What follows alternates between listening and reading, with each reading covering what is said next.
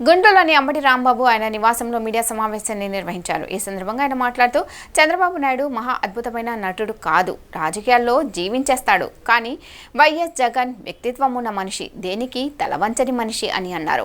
ఉన్నమాట ఉన్నట్టుగా మాట్లాడే నైజం జగన్ది అని, ఉన్నది లేనట్టుగా లేనిది ఉన్నట్టుగా మాట్లాడేది ప్రజలను మోసం చేయడం చంద్రబాబుకే సాధ్యమని అన్నారు. రఘురామకృష్ణరాజుపై కస్టోడియల్ టార్చర్ జరగలేదని సుప్రీంకోర్టు చెప్పిన తర్వాత కూడా తప్పుడు ఆరోపణలు చేస్తున్నారని మండిపడ్డారు.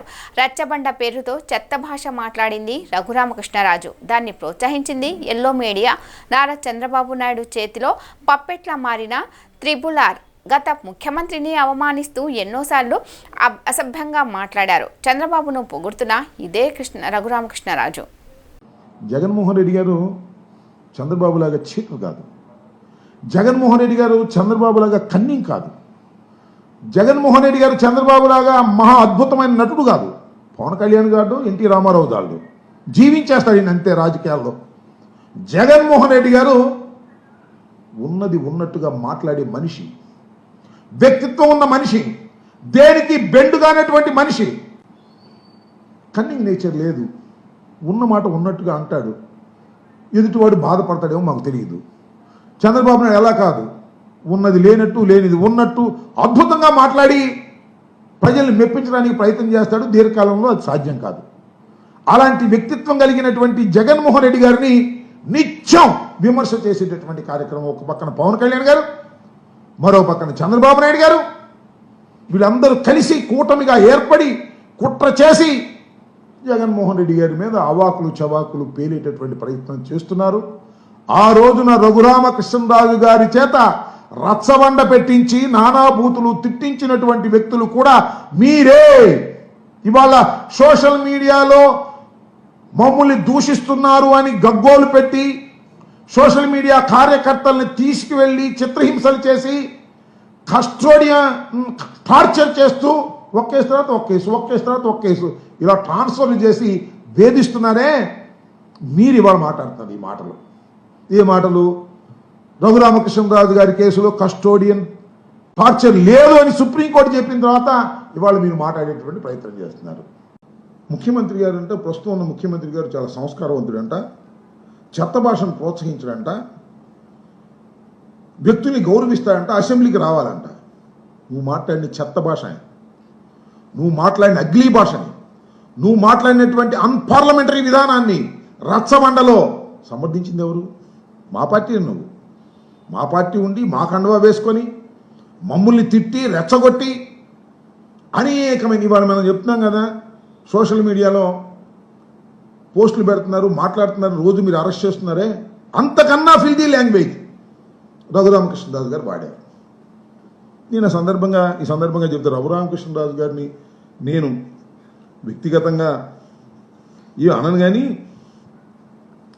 మొన్న అసెంబ్లీ ఎన్నికల్లో రఘురామకృష్ణరాజు గారికి ఒకనొక సందర్భంలో టికెట్ లేదనుకున్నారు. మీకు గుర్తుండే ఉంటుందిగా, చంద్రబాబు నాయుడు గారు టికెట్ ఇవ్వడం అనుకున్నారు.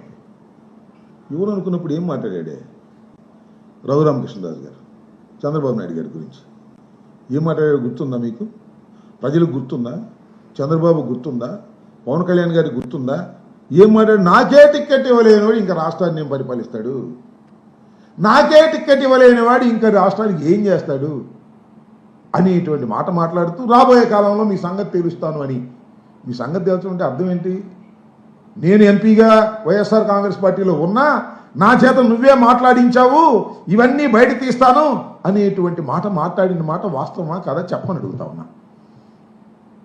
సరే, ఆయన సూర్యుడు, వీరుడు, పరాక్రమంతుడు, బాహుబలి అని పొగుడుకోండి, మాకేం అభ్యంతరం లేదు.